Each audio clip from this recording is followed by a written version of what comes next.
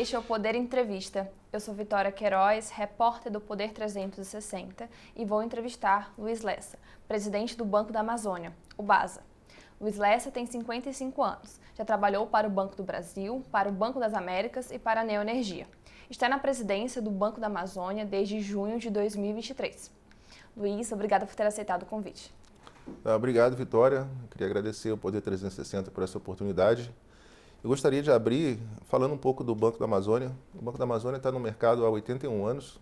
Ele começou lá como o Banco da Borracha em 1942 e posteriormente virou Banco de Fomento e vem como Banco de Fomento até hoje.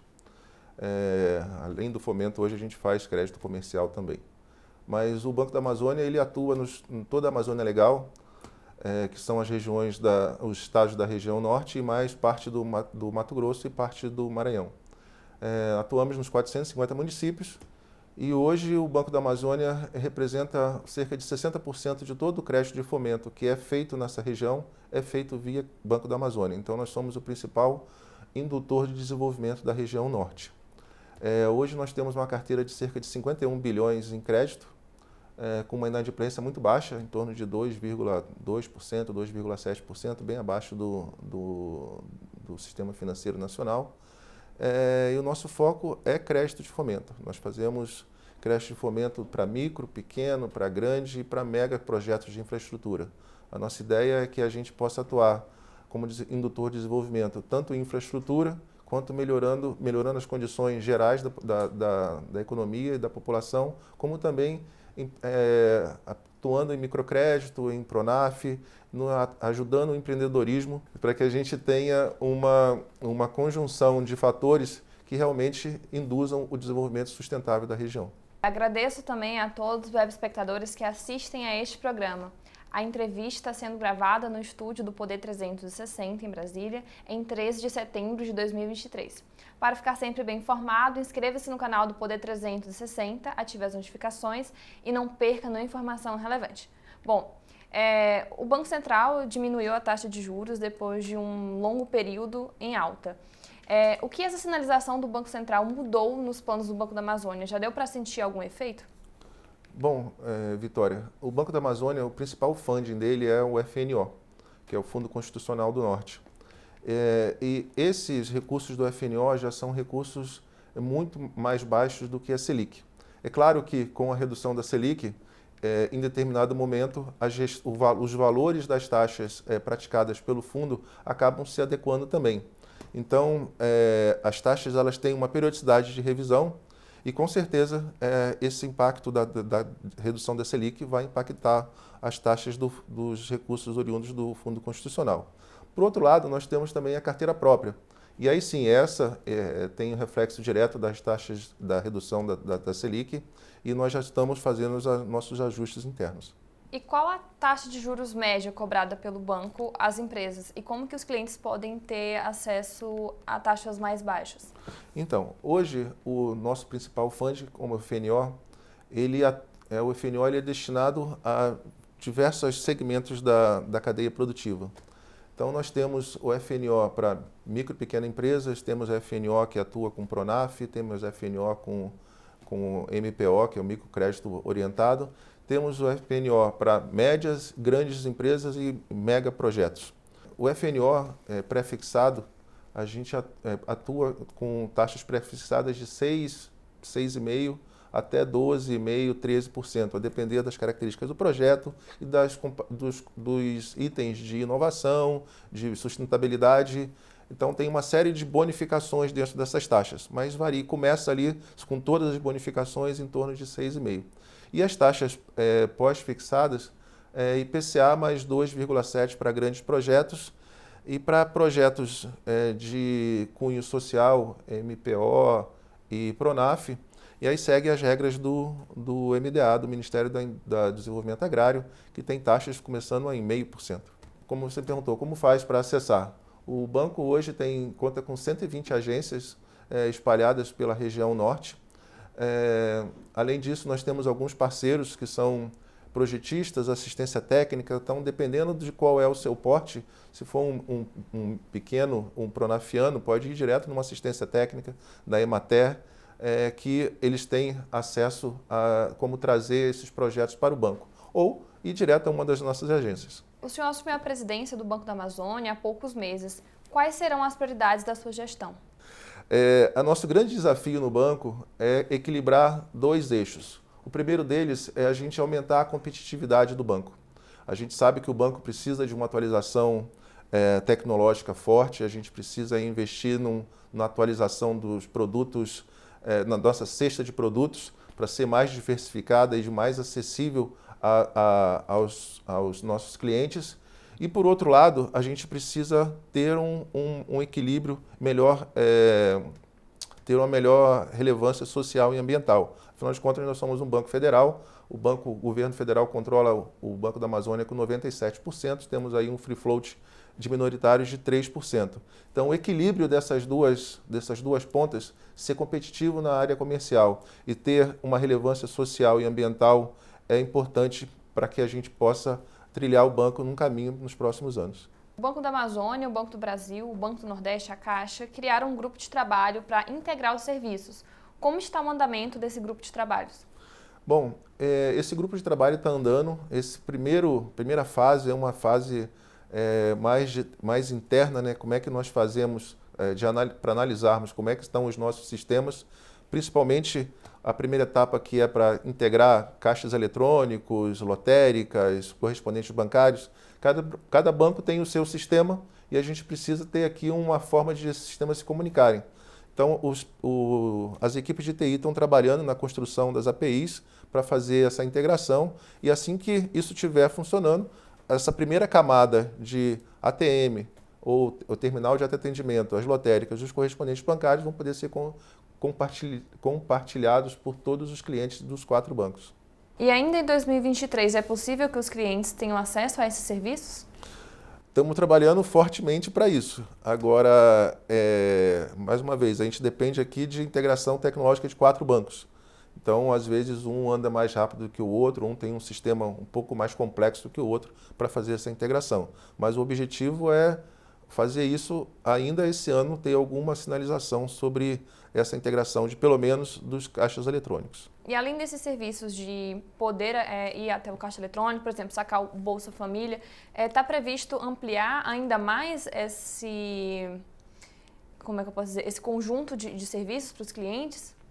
Então, a gente, numa fase bem avançada, ainda fase de discussão, é possível avançar algumas coisas em nível de atendimento em agência, mas primeiro precisa passar essa etapa da integração tecnológica, porque a partir dessa integração tecnológica é que a gente vai ter uma noção clara do que mais se consegue fazer. Belém vai sediar a COP30, a 30ª Conferência da ONU sobre Mudanças Climáticas, em 2025. O Banco da Amazônia pretende intensificar ou criar alguma nova linha de crédito voltada à sustentabilidade? Bom, quando a gente fala em sustentabilidade, nós já temos várias linhas voltadas para a sustentabilidade. O que a gente vai fazer é acelerar esse processo.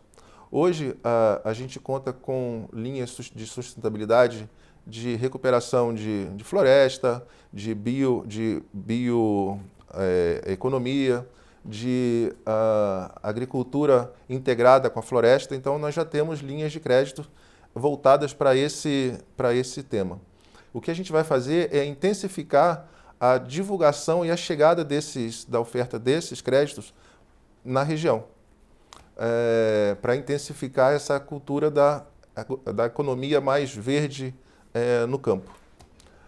Por outro lado, a gente está discutindo também com alguns organismos multilaterais a chegada de novos fundings, fundings específicos, fundings do BID, do Banco Mundial, da FC e outras dos BRICS e outras entidades multilaterais que têm interesse, exatamente por conta da COP,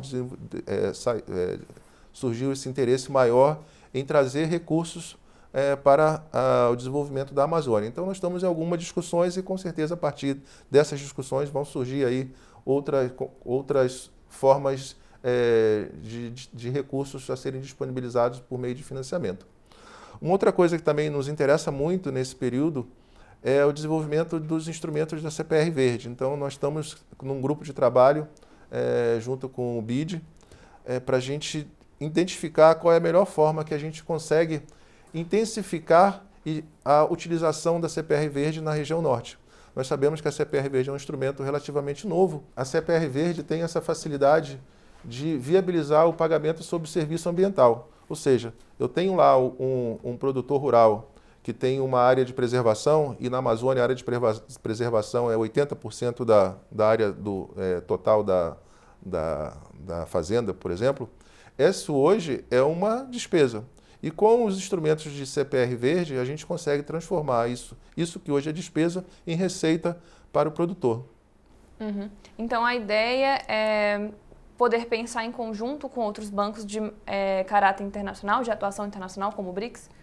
Exato, como o BRICS, como a IFC, como o Banco Mundial e BID. A gente está em discussão com todos eles, cada um tem alguma ideia e tem algum tipo de recursos que pode ser disponibilizado para a Amazônia a ser distribuído via Banco da Amazônia. O Banco da Amazônia também tem algumas linhas de crédito voltadas para MEIs, micro e pequenas empresas. Quais linhas direcionadas aos pequenos negócios o BASA tem ao todo e qual a mais utilizada? Olha, nós temos um conjunto grande de linhas de crédito para esse público. E quando a gente fala na área rural, o mais utilizado é o PRONAF. Então, nós temos o PRONAF Custeio e o PRONAF Investimento. O PRONAF Custeio vai ali até 30 mil, 36 mil, e o PRONAF Investimento vai até 420 mil, alguma coisa assim, dependendo do projeto. Quando a gente vem para a área, ainda no rural, a gente tem os microcréditos para o rural. Quando a gente vem para a cidade, a gente tem o microcrédito orientado do MPO, que são para projetos individuais, muito pequenininhos, bem para ajudar a questão social. E a gente também tem, para os pequenos e médios empresários, a gente tem linhas de empreendedorismo para investimento, tem linhas de capital de giro, tem um leque completo de soluções financeiras para esse público, tanto do micro até o médio, como você perguntou. Uhum. E o principal público, quem mais utiliza, seriam os pequenos? Em termos de pulverização de quantidade de contratos, sim, são os micro, pequenos e médios, são os nossos maior quantidade de contratos de crédito. É claro que no volume, acaba que os grandes projetos de infraestrutura, tipo, foi inaugurado lá a linha de transmissão Parintins, Manaus, foi financiado pelo BASA, o processo de saneamento de Macapá também foi financiado pelo BASA, material rolante da Ferrovia Norte-Sul também financiado pelo BASA, Campo de Gás do Azulão também financiado pelo BASA. Então, esses são alguns projetos, mas de grande consumo de capital. Então, acaba que os grandes projetos de infraestrutura têm um peso maior dentro da carteira de crédito. Mas o nosso foco é não abandonar, não deixar de fazer infraestrutura, mas ter uma estratégia de ampliar a quantidade que a gente faz de contratos de atendimento ao público do micro, pequeno e médio. E voltando para essa questão do crédito ao micro e pequena empresa, qual a taxa de juros média direcionada a esse público? Então, se a gente faz diretamente via FNO, as taxas de capital de giro começam ali nos 6 e pouco até 13, que eu te falei, 12, 13. Se a gente está falando de investimento, aí depende, porque o investimento tem a possibilidade de ser pós-fixado. E quando a gente fala de micro, que é o MPO, microcrédito e o PRONAF, aí seguem as regras do PRONAF do governo federal, que começam em 0,5% para algumas condições. A gente tem, nesse caso específico, a gente tem umas linhas específicas para o empreendedorismo da mulher. E essa tem uma vantagem, ela tem um desconto em relação às linhas normais de financiamento de empreendedorismo, de uma forma geral. Uhum. E esse desconto seria de quanto? Assim, tem como... Varia de 0,5%, 0,7%, a depender do projeto. Mas é um incentivo que a gente tem ao desenvolvimento do empoderamento do empreendedorismo feminino na região. Uhum. E tem um valor mínimo de solicitação de crédito para esse público? Não tem. Esse público de microcrédito, ele tem várias possibilidades, são vários eixos de atuação que começam em R$3.000. para um vendedor de pipoca que quer melhorar a carrocinha dele, ele pode ir lá e pedir fazer uma solicitação de microcrédito, e esse microcrédito é analisado a partir de R$3.000. Uma das prioridades do Banco da Amazônia é o Base Digital, que tem como propósito facilitar esse processo de digitalização do banco. Há uma perspectiva de quando esse processo de digitalização deve terminar? Sim, essa é uma abordagem bem interessante. Quando a gente fala que a nossa estratégia é expandir o crédito para levar para mais pessoas, a gente tem um desafio imenso, que é atuar na Amazônia. A Amazônia, por si só, ela já é um desafio de logística. Ao passo que nós temos estados como Rondônia, como Tocantins, o sul do Pará, que nós temos estradas, temos cobertura de sinal, de satélite, temos o meio de transporte bem organizado. Nós temos outras regiões em que isso não é desse jeito que acontece. A gente sempre brinca, né? Ao passo que nessas regiões mais ao sul da região amazônica, a gente mede as distâncias em horas de carro. Conforme a gente vai subindo, começa a medir em horas de voadeira, e aí depois em dias de barco. E sem contar que a gente não tem cobertura de satélite em todas as regiões. Então nós temos muitos lugares, muitas regiões apagadas dentro da região norte. E aí qual é o nosso grande desafio com Base Digital? Nós termos um instrumento que possa ser usado pelos nossos agentes próprios, como com nossos parceiros correspondentes bancários, para que a operação aconteça lá no local do tomador, do cliente. E essa operação ela tem que ser totalmente digital, a assinatura tem que ser digital e a liberação do recurso tem que ser ali, de forma a evitar que o cliente tenha que se deslocar ou horas de carro, ou horas de voadeira, ou dias de barco, até uma agência para assinar um contrato, como eu disse, pode ser de R$3.000, como pode ser de milhões de reais. Então, a gente tem que ter esse equilíbrio. E aí, o Base Digital, ele está passando, é um projeto que começou no final, começou em 2022, e ele está em processo de expansão. Então, as linhas de custeio já estão dentro do Base Digital, as principais, e agora, até o final do ano, as principais linhas para investimento também do Pronaf vão estar dentro do Base Digital, de forma que a gente está linkando o Base Digital como a nossa grande estratégia para a pulverização do crédito em toda a região. A gente consegue chegar a mais lugares de forma mais rápida e de forma mais simples. Nesse caso do cliente poder assinar de qualquer lugar ali, seria por meio do aplicativo? Por meio do aplicativo. Por meio do aplicativo, entendi. E esse projeto, ele estima reduzir então custos? Sim, ele é um projeto que, quando nós falamos como eu disse lá no início, uma das nossas estratégias é aumento da competitividade. Quando a gente olha dentro do aumento da competitividade, a gente tem uma questão de eficiência operacional. E na eficiência operacional, o custo de servir ao cliente é um ponto muito importante para qualquer banco. Então, hoje a gente não consegue, não nós, né, a indústria bancária não está numa pegada de expansão de rede física, porque isso custa muito caro. E com a tecnologia, a gente consegue dar um atendimento melhor até do que com a agência, porque com a agência a pessoa precisa se deslocar. E com o atendimento digital, o banco se desloca até o cliente. Então, isso tem a ver com a melhoria da satisfação do cliente, da percepção de valor nesse relacionamento, como, por outro lado, uma redução de custos.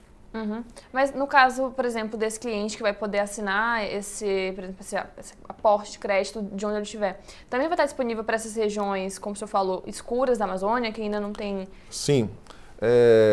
Essa tecnologia do Base Digital, ela permite que a operação aconteça onde não tem sinal, ela aconteça ali dentro da memória do sistema, e assim que ele é transferido para um local que tem sinal, a informação migra para dentro dos sistemas do banco. É o que a gente chama em tecnologia sistema batch. Então a gente faz a transferência em batches, em lotes. Mas de forma que o principal é que a relação com o cliente da assinatura ela acontece naquele momento. o para trás a gente resolve com algumas soluçõezinhas engenhocas de tecnologia. Entendi. E aí, só para recapitular, tem já esse prazo final, assim, de quando deve finalizar esse processo? Que eu perdi essa informação. Finalizar, não, nós estamos num processo de crescimento do Basa Digital. Ele começou ano passado e ele vem num crescente. Então, as principais linhas de custeio já estão. As linhas de investimento, investimento é um pouco mais complexo a análise, elas começam a migrar ainda esse ano, entre novembro e dezembro, segundo aí nossas projeções da área de tecnologia. E o Basa já está disponível para todos os clientes? Sim, né? o Basa Digital está disponível para todos os clientes através das nossos agentes próprios que atuam na região, como também com os nossos parceiros, como os nossos correspondentes bancários, que podem utilizar esse sistema para prestar esse serviço para o banco. E depois que esse processo for finalizado, haverá uma redução das agências físicas? Haverá uma redução de pessoal ou vai manter como está? Não, eu acho que hoje a quantidade de agências físicas que o Basa tem na região norte é uma situação que a gente pode melhor utilizá-las. A gente está num processo de transformação de algumas agências tradicionais em agências de negócio, de fomento específico para negócio. Eu acho que não é só o Basa que está fazendo isso, todos os bancos estão indo nessa mesma linha de transformação de agências tradicionais que são mais voltadas para atendimento. Como hoje tudo, quanto mais coisas você consegue colocar dentro de um app, você diminui a necessidade das pessoas se deslocarem até a agência. E aí, no nosso caso, no Banco da Amazônia, a nossa ideia é que essas agências sejam repensadas. E esse novo pensamento é a transformação de uma agência tradicional de atendimento numa agência de negócios mais focado ao desenvolvimento do negócio na região. Isso acoplado a uma rede de correspondentes bancários, porque aí com a rede de correspondentes bancários mais as agências de negócio, a gente consegue chegar de forma mais rápida em todos os municípios. E hoje, onde estão alocadas as principais linhas de crédito do banco? Hoje, da nossa carteira de 51 bilhões de crédito, o Pará corresponde a 16 milhões, mais ou menos, Rondônia uns 14 e Tocantins uns 13 bilhões. Então, esse é o nossos 3 grandes estados. E aí os demais valores são distribuídos mais ou menos equânime entre os demais estados da região. Amapá, uma parte em Roraima, Amazonas e Acre. Por que o Pará e o Tocantins e Rondônia têm essa predominância nos valores? Porque são os estados que têm mais agroindústria, tem um estado mais agroindustrial e acaba tomando, em termos de volume, mais crédito. Mas em termos de pulverização, a gente tem uma pulverização relativamente equânime entre os estados. Então, o principal setor que demanda essas linhas de crédito é o da agroindústria? Isso, a agroindústria é o nosso maior setor e em seguida vem infraestrutura, em termos de volume. E de quantidade seriam então os pequenos negócios? Os pequenos negócios, exato. E quais são as principais características dos clientes do Banco da Amazônia? Os nossos clientes, quando nós olhamos para os pequenos, na Amazônia você tem que ser empreendedor nato, né? Porque nós não temos as grandes cadeias de distribuição na região. A logística, como eu disse, é muito difícil. Então acaba que o empreendedorismo, o microempreendedorismo e o pequeno empreendedorismo, ele é muito desenvolvido na região. Tanto na agricultura quanto na cidade também. E o outro grande outra grande característica do nosso cliente é o cliente voltado para hoje desenvolver infraestrutura na região norte, que é uma região que ainda tem uma carência de desenvolvimento de infraestrutura muito grande. Então, a gente tem ali um setor muito forte. E entre uma coisa e outra, nós temos os grandes empreendedores, né, da agroindústria, principalmente na agroindústria de grãos. Bom, chega ao final esta edição do Poder Entrevista. Em nome do Jornal Digital Poder 360, eu agradeço o presidente do Basa, Luiz Lessa. Então, obrigado, Vitória, obrigado por Poder 360, a gente ter esse bate-papo aqui e falar um pouco mais sobre o Banco da Amazônia. Eu estou à disposição de vocês. Agradeço também a todos os webespectadores que assistiram a este programa. A entrevista foi gravada no estúdio do Poder 360 em Brasília, em 13 de setembro de 2023. Para ficar sempre bem informado, inscreva-se no canal do Poder 360, ative as notificações e não perca nenhuma informação relevante. Muito obrigada e até a próxima!